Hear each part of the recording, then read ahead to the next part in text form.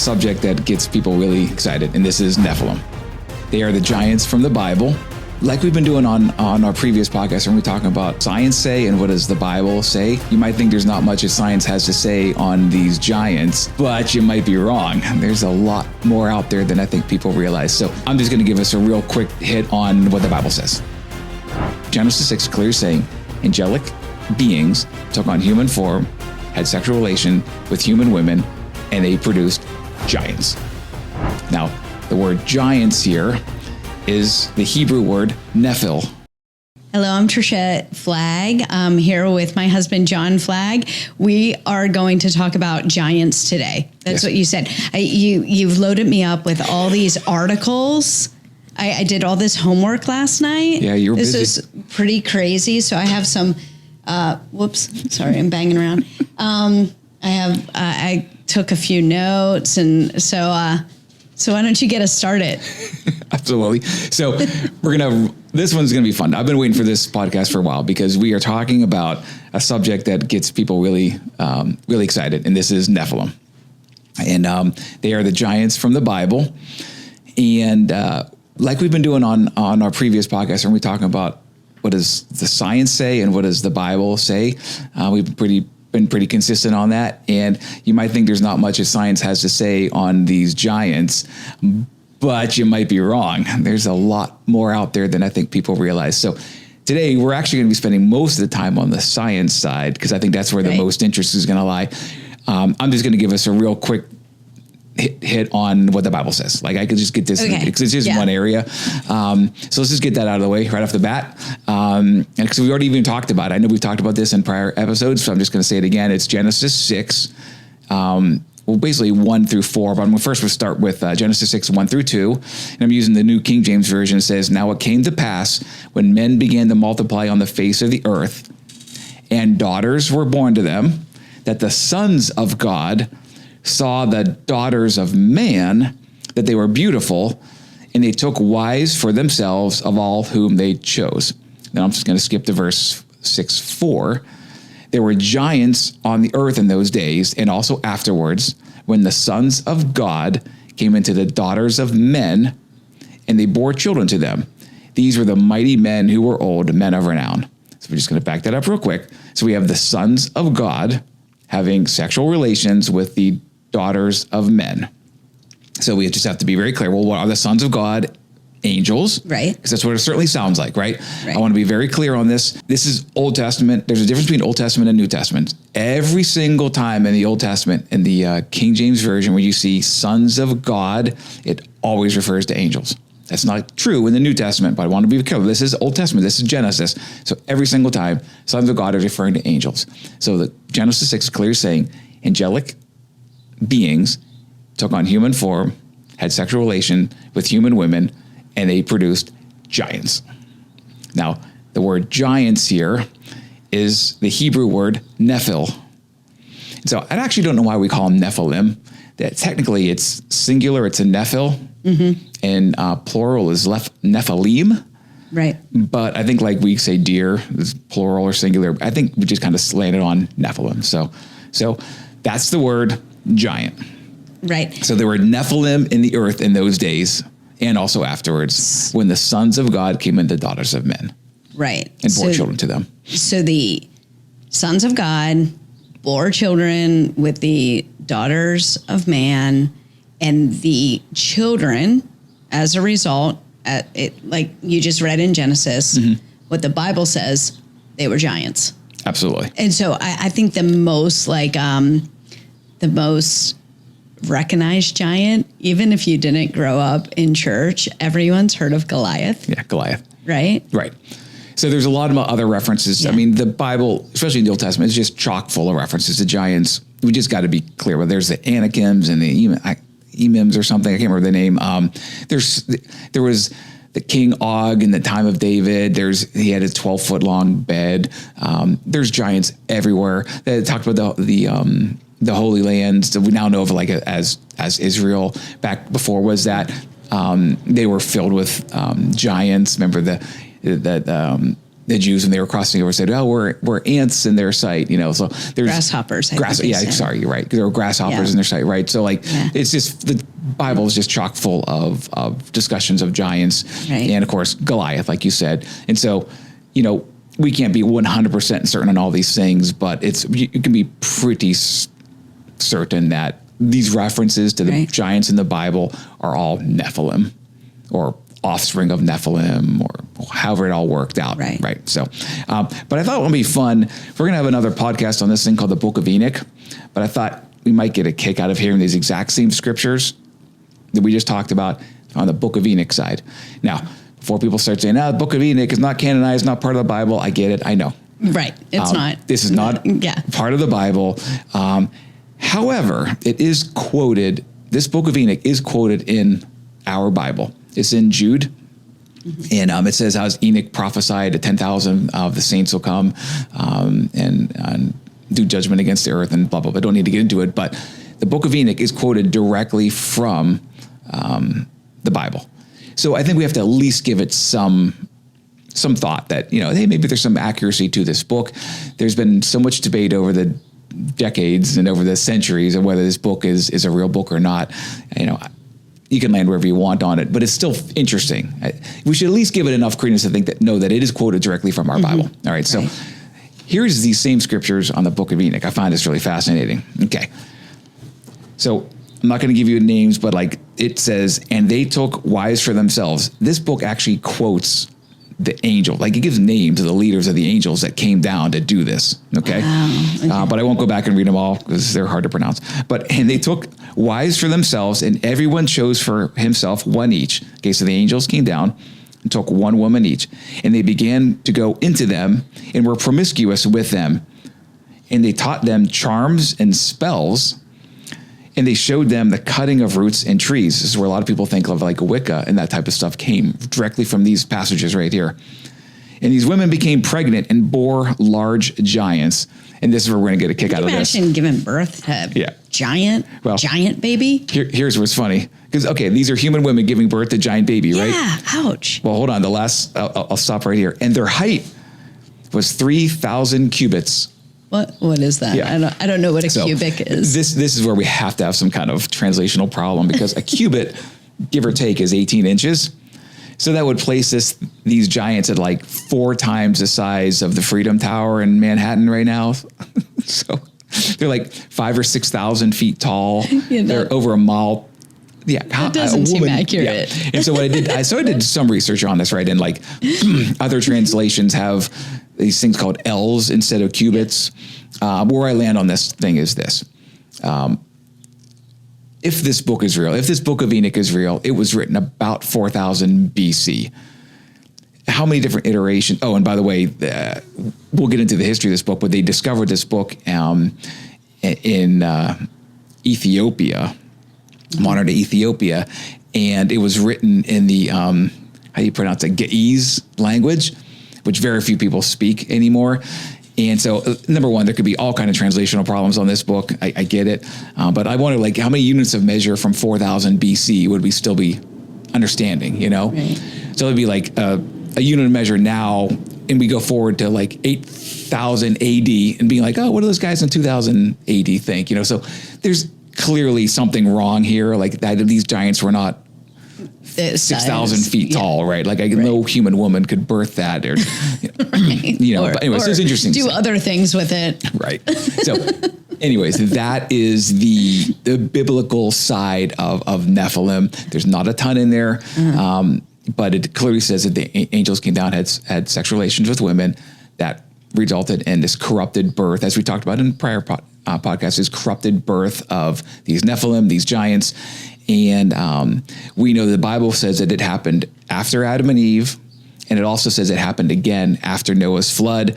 And you and I, in our age of Lucifer podcast, we're surmising that it took place before Adam and Eve in this pre-Adamic world as well. We really don't know, but if the Bible talks about the giants being in the world then, and after Noah's flood, we're just assuming that there were likely giants before. in that pre-Adamic world, but we don't know.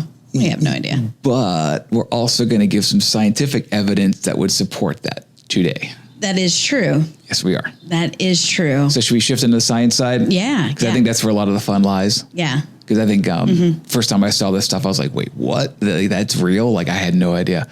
So I think there's a question. Like, I know you posted to me before we even get to the science side. You want to Yeah. I was going to ask that. How do you know, like, there's any validity to, well, I'm just going to say you gave me a bunch of newspaper articles and I spent some time reading them last night. Yeah, it's very interesting, but now we live in this world where Nephilim are presented as demons. They're, they're in video games. Yep. World of Warcraft. World of Warcraft is famous for that. Yeah. Blizzard, I should say. Diablo and Blizzard. Right. There's so much fiction. I imagine there's so many things that we can't rely on, that we can't, Sure. We can't believe. So how do you feel like what we're going to get in today is real? A couple answers to that question. It's a great question. When I first started researching it, the very first things that always pop up, I'm always suspect. So when I first started researching Nephilim, I can't find it anymore. So I can't give you the specific name, but I think it was in Carthage, Illinois. Don't quote me, it doesn't matter. But there was like this very famous episode where some farmer decided to, in the 1800s, decided to create a fake Nephilim skeleton and bury it in his field and then find it, quote unquote, become famous and charge people to come visit his Nephilim bone, and he made a lot of money doing that. And eventually he fessed up that it was fake. And I do think there's a lot of stuff like that when it comes to Nephilim. Modern day, it's endless. Can't be like trusted, you just go into Facebook, type in Nephilim, or go into Google, type in Nephilim, and you're going to find so many Photoshop things, so many fake stories. It's the Photoshop that just, you'll see these massive leg bones that are like longer than a city bus and stuff. And it's all fake. Do you think there's any crossover with I've never dived deep into like Bigfoot. Do you think there's some crossover? I know there's a whole community out there that believe in Bigfoot and they're like trying to find them. Sure. That's kind of going down another path, but I think we do have to give some credence to it if we believe Nephilim are real. You have these Bigfoot theories and sightings. You have Yeti series and sightings, and they all kind of look the same. Whether they're still alive or not, I have no idea. But could those different beasts be offspring of Nephilim that have somehow survived? Yeah, sure. I don't know. It's possible. Who knows? It's fun to think about. But it's also possible that it's just all fake. Yeah, absolutely. Yeah. I don't know. Where I want to talk about the modern day stuff. I know there's been Nephilim quote unquote finds in the Middle East recently. I take this approach when it comes to Nephilim. Anything new, I just don't look at it. And it's terrible, but I just don't, because there's just way too many ways to fake it these days. So I just don't look at it. I go back to much, much earlier sources. And what we're going to show today, we have 28 pages of headlines, probably on average 3 headlines per page. We probably have 100 plus headlines of Nephilim finds all throughout the 1800s, early 1900s. We're going to talk a little bit about those today. So part of the answer to your question is there are so many articles. At some point, you got to be like, some of these have got to be real. That many 100 plus articles just doesn't sound fake at that point. And you can really, as you start reading them, you can start seeing the fake ones. I've cut out so many. I said, I don't think this is real. You can just start seeing, no, something fake, something weird, or they're Nephilim. They say the Nephilim are 200 feet tall or something, where most sources don't say that. Most sources say they're between 7 and 15 feet in height. So you see something that says it's 200 feet, I just discount it, right? But when you go through all that and cut all those ones and you still have 28 pages of headlines, you start to say, well, okay, there might be something here. And then you read the articles. And you start realizing you've got repeating themes. Right. That's what I noticed after skimming these articles. Right. So we're going to have you read some of them, right? But you're going to start seeing repeating themes across these articles. And some of the repeated themes you'll see, they're often found with seashells around them. Yep. I made a note of that. Yeah. Copper, articles of copper, seashells, and they're often found sitting upright, bound with their knees pulled up to their chest, and then their arms around it, and they're bound together, held together like that. And what's interesting is those themes are repeated, whether it's in United States, France, Russia. It's all over the place. And we're going to start landing on, okay, maybe there's some real reality to this is they didn't have these are 1800s. We're going from the 1820s up to like the 1920s. Not like we had the internet and they could easily just copy each other's like, oh, hey, somebody in Tunisia created this fake Nephilim. I want to do that here in New Mexico because I want to be, I want to get all kind of fame and glory too. They didn't have the ability to see each other's material as easily in the 1800s. And these themes are repeating across the entire globe. It would have been one heck of a conspiracy for all these different reporters to come up with similar themes all across the globe back in those days. I'm just not buying it. Another repeated theme you'll see often is the Smithsonian or an agent of the Smithsonian showing up and everything disappears after that. If you've read the Lucifer Project series books, you have a fun I jump into that a little bit. Of that. Right. Yeah. And then the other piece of data that we're going to talk about today is this thing called Goliath's footprint. All around the globe, there are these ancient footprints that we have discovered. Some of them, I don't know, there's a bunch in Sri Lanka and Indonesia that they say are from the gods, and there's these massive footprints. I don't know. They almost look a little too similar for me. There's one I'm like, that could actually be a real footprint. Some of them just seem a little too similar. But there's this one in South Africa called Goliath's footprint. You just can't deny it. It's a footprint. The scientists say, wind and rain caused this thing. And we'll get into it in a second here, but no, it's a footprint. And it's 4 feet long. There's a lot of evidence out there. So where do you want to start? You want to start with Goliath's footprint, or you want to go into some articles? Let's go into some articles. So what I'd like, finish. Just if you could just share with the audience, sure. Sure. Share some of the ones that caught your attention, just so people, unfortunately we can't put 28 pages of headlines out there for people to see. Like we just can't, but can you just share some of the ones that caught your attention? And I will say, a lot of these articles that you gave me, quite a few of them are from the New York Times. They have published. This one's strange skeletons found. Well, before you go to that, if anybody has a New York Times subscription or whatever, they can get behind the paywall. I used to be able to do this back 5, 6, 7 years ago. I found all these articles myself on their actually like microfiche or however they store it. I found them. Now there's a paywall. I can't see them. If you go onto my blog on the Nephilim on the luciferproject.com under blogs, I have a list of all the different articles that you've got in there in your hands, the dates for New York Times. So if you want to go find them yourself, have at it. Yeah, definitely. Yeah. So please go ahead. Encourage. Okay, so I'm just going to read some of the headlines, and then I agree with you. These, similar themes. So giant skeletons discovery in southern France. We have Gainesville, Texas. Several weeks ago, discoveries were reported near Era, it looks like, in Cook County. And that was of a giant woman, large gold-mounted, ancient molded tucking comb. I thought that was interesting. Yeah. So she sounds like she had, because a lot of them had copper, but that was interesting. That was gold. There were so many. Find old home of giants who once ruled in America. Excavators in long lost city in Nevada find skeletons 7 feet tall in these mounds. And they're calling them Indian mounds. I don't know if they're Indian or not. Like, I know, like, at the time, this is in the 1800s, our America, we went through the Revolutionary War.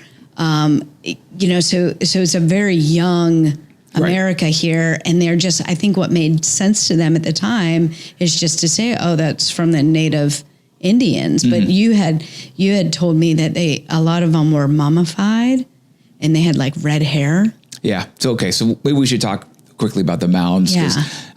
So I think first off, like we're not going to read all these articles, but I think what's very clear is when you read these articles that we have, and we put a couple out on the blog just for people to see, they're real. They're not fake. You can just tell there's nothing like made up about these things. These were real finds. They're real articles.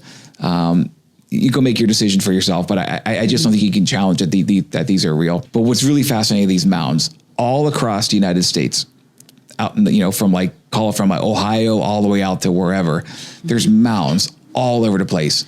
And we have multiple state parks. We have, I think, even a national park that are protecting these mounds, and they're burial mounds. We have it in this this list of headlines, we also have an article from a archaeological opening up of one of those mounds.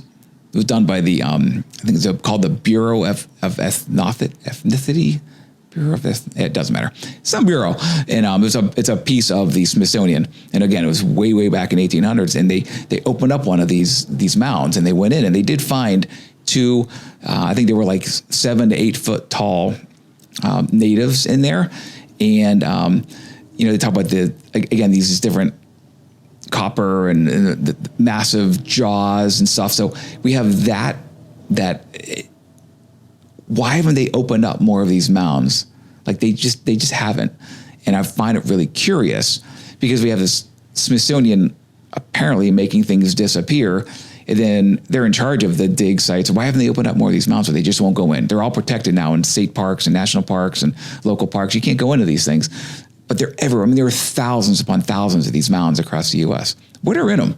And Canada and Mexico. Okay. And as you said, Russia and France and Italy and Middle East. I mean, I'm just talking about the articles that you gave me. Mm-hmm. Yes, these mounds are everywhere. I would like to know what's going on. Why aren't these things being excavated more than they have been? Mm-hmm. But it's interesting that one report that we have in it, that archaeological report, it's got all this data about these two giants being found in them. There was a cave in New Mexico where they were mining guano. I don't know if you read that one. It's bat droppings. They would go in there and they would use that for fertilizer. And they found all these massive bones in there. Apparently, this is where like the Nephilim were hanging out. I shouldn't say Nephilim. These giants. I'm assuming they're Nephilim. We just don't know. Nephilim translate giant. Yeah. Okay. So there are some people that theorize that giants and Nephilim both were two different species and they existed at the same time. I mean, who the heck knows? But to your point of the red hair, I think we do need to talk about that because several of these articles talk about these giants being found with red hair, more white-skinned, red hair, double rows of teeth. And I find that really, really fascinating because it has no place in what we would call like Native America prior to, exploration of the West, right? Where do these red-haired beings come from? And, I think they found some in a bog down in Florida, and they were very well mummified, and they have all these red-haired giants, and it's like, what is going on? How did they get here? And so there are certain people that theorize that's why the Smithsonian kind of put a stomp on all this. We have no idea. But we have no idea, but there's some that theorize that those red-headed, white-skinned, mummified giants, number one, mess with our whole understanding of evolution and how mankind grew, but it also messes up with Europe's first entry into the Americas. And so, it changes the way a lot of people think. And this was the time of manifest destiny where we're supposed to go from that European white people were owed from the Atlantic to the Pacific, manifest destiny. The United States is going to be here. And, I'm probably butchering a little bit about what that actually meant at that time frame. But that if you start realizing there was white people that were giants way ahead of you, it messes up a lot of different stuff. So some people theorize that's why the Smithsonian's hiding things. Who even knows if they are? It's like they don't want to rewrite the history. Yeah. They don't want it. And it's kind of like, who knows? And, let's just cover this up. I mean, I don't know if there was any conspiracy. We have no idea, but all we do know is I saw like one of these articles at the end that, over and over they were saying sent to the Smithsonian, sent there. But then if you ask the Smithsonian, they're like, I don't know what you're talking about. We don't have any record. We don't have any record. So I did find one article, since we are in Western PA, we're in the Pittsburgh area. So when I saw that one, like something that's a 9-foot skeleton was actually shipped to, parts of it were shipped to Carnegie Mellon Museum, Okay. So it would be interesting. I wonder if we went there and it was like, hey, can we see like giant bones, like show them this article. I wonder if they'd be like, I don't know what you're talking about. I'm sure they would say that. But I would love to, I just wonder if we could find some museum here in the States, that have some of these bones in it. It would be really fascinating for me to get some verification, but it is interesting. Maybe not in the United States, but maybe in other parts of the world where they have found these skeletons. Maybe they are in some museum somewhere, or I don't know if anyone knows, right. That's the opposite side of this, right? Yeah. You're like, well, okay, so yeah, you got all this evidence that these guys existed. We'll get to Goliath's footprint here in a second, but why would there be a global conspiracy to make it all disappear? It can't just be the Smithsonian, because it is a global thing. Right. So we're saying, does the Smithsonian have a global reach to make these things disappear? Or did they disappear? Did they? They could be in some of these small museums. Like, I have no idea. I don't know. Yeah. We don't know. It's a really fun story. Right. The point is, there's a ton of newspaper articles about these things. They're real. You can't hide them. Go look them up on the blog. Go see them yourself. Get behind the New York Times paywall and find them for yourself. You can't miss it. Understanding, of course, that it does seem really hard to believe that all these things have been hidden away. I have fun. Again, I have fun with that in the Lucifer Project, but who knows? But we do need to talk about Goliath's footprint, because that's to me is like the most important piece of data behind all this. So, go on Google, type in Goliath's footprint, and if you really want to get it clear, put Goliath's footprint South Africa, and go to click on images. And you've seen this when I first showed it to you. There is a 4 foot long, I guess you want to call it, footprint in an ancient rock formation there. The scientists said wind, rain caused that. There's absolutely no way. You can see such a clear footprint. You can see where if it was rock or whatever it was in the, however this footprint got put in, you can see like the material being squished out between the toes at the front of the foot. It is unmistakable that is a footprint. It's in South Africa today. You can go visit it. Now it's a state park in South Africa. It's not well known. It's not well visited, but it's there. And of course they call it Goliath's footprint. I don't know if I want to travel to South Africa. Yeah, probably not going to go see this, but you can see it on the internet. And what I think is so fascinating about this is when I first showed this to one of our pastor friends, he asked a question I never bothered to ask myself. How old is that material that footprint's in? And he's like, I have no idea why I didn't think about that myself. I always just pictured it as like you step in the mud and the mud, fossilizes or whatever, and it's there. But so I did the research, and that's granite. That ain't mud. That's granite.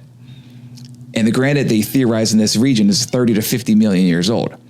So what that tells me, I'm almost picturing, remember The Office when Pam, they went to the lake or whatever, and Pam did the firewalking by herself. Yeah. I'm almost picturing like this lava flow hits this area, and as it's cooling, some big old Nephilim just goes tromping through there, and it kind of squishes into this soft, molten lava, if you will. Is that what granite is? Well, granite's cooled rock from inside of the earth, right? So so I don't know. I find it super fascinating that could be what this was. If that footprint is 50 million years old, that's why I say the Nephilim also existed in that age of Lucifer or the pre-Adamic world, because how else could that footprint be there? Right.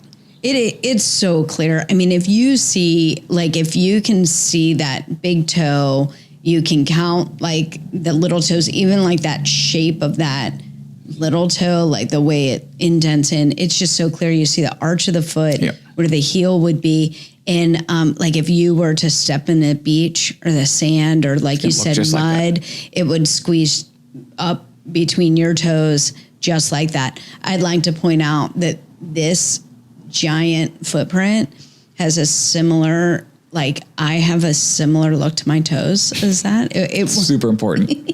Yeah, because there's like a bigger toe, and like the smaller toes are shorter than the bigger toe. A lot of people, they have like the second toes a little longer than the big toe, but So you're a Nephilim. No. No, and I'm very tiny, so I would not make a.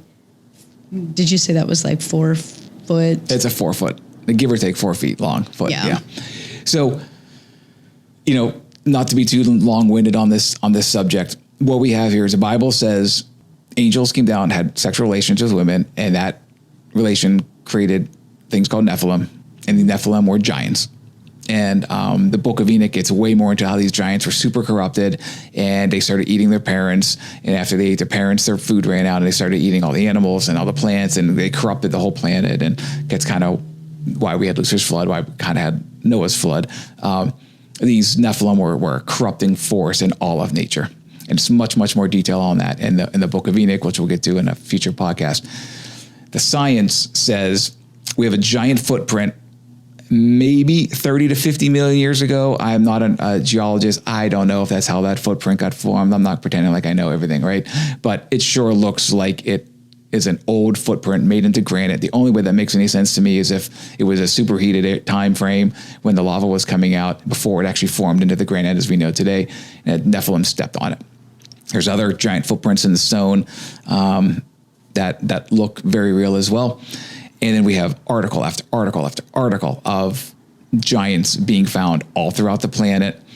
And we, interestingly enough, have the Smithsonian appearing to be buying up all those finds. Okay. Well, I have a tough question then. Sure. What are the giants today? I don't know. We know that there's... Okay, so this is going to go down that conspiracy a little bit. I didn't bring it up earlier, but there were some reports. So in the second book, Lucifer Project Mysterion, I talk about a hidden facility being created inside a federal building. That was actually based on a little bit of an actual story. There is, back in World War II, they were trying to create a underground bunker to store stuff. I don't know what that stuff was, at the basement of some federal buildings. And we also know that they found underground bunkers underneath the Biltmore Hotel. They found under the Shenandoah Visitor Center. They found a huge storage facility under that. The government, whoever these entities are creating storage facilities. It probably has nothing to do with this. I'm not pretending that it does.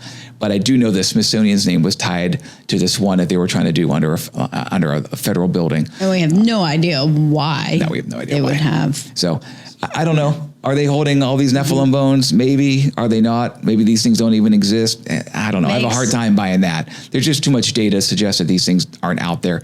So where are they?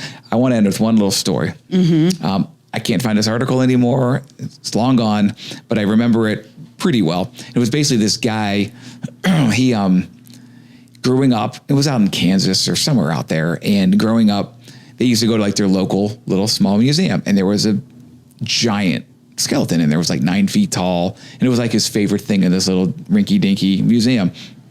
And he eventually moves away from home, when I think when his dad passed away many, many, many years later, he came back. And of course, it's very sad, and he was just kind of thinking about his, dad and whatnot. And he went back to that museum, and that display was gone. And so he went to the curator, the current curator, and was like, "Hey, where's that skeleton? That big skeleton that used to be over here?" And whoever it was, like, there was never a giant skeleton there. So, is there a conspiracy to make these Nephilim finds disappear? Is there a reason why no one knows about Goliath's footprint? It's no one knows about this stuff. Is there a reason? A lot of websites. Imagine what that reason would be, though. That's what's hard for me to wrap mine up. If there was like a clear reason, like, okay, and the fact that the entire world would have to cover things up. It seems odd. Yeah, stranger things have happened. Who knows? But that's the story of the Nephilim. We'll get a little more into it in the Book of Enoch, but we've already talked about how the Nephilim were these corrupting forces back in the pre-Adam and Eve. We know they were corrupting forces from Adam and Eve to Noah, and we know the Bible says even after Noah, they were out here. My only assumption is the reason why we don't see them today is that those angels, the Bible talks about the angels that were doing this, that the angels that performed this sexual sin, it was a complete corruption and abomination to God. He sent those angels down to a special compartment of hell called Tartarus. Mm-hmm. And that's where they are still there today. Yeah. So I'm assuming these behaviors have stopped because of that. Right. Yeah. So if there's no more angels able to, go into the daughters of man, right, then there's not going to be, you're going to eliminate an entire race. Right.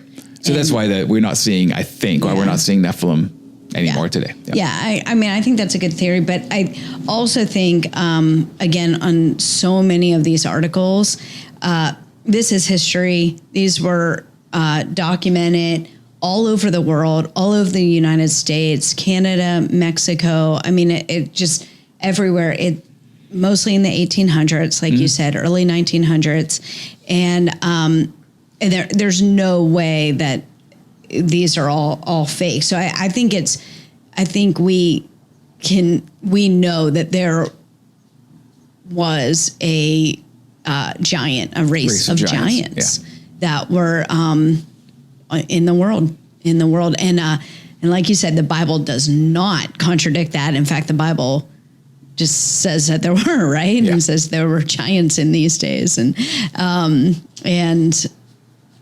we have this story of Goliath and King David. Yeah, and there's so much more. I mean, we're just scratching the surface. There's giant hammers being found and that's salt what mines. I wanted to bring up. Huge the swords being found. Axe. Giant axes. The axe was so big, and it was like multiple times in these articles I saw, like different giants were found with like cooking utensils, axe, spearheads, things like that. But the axe stood out to me because we couldn't, like a average man today couldn't use or wield this axe because they were so big.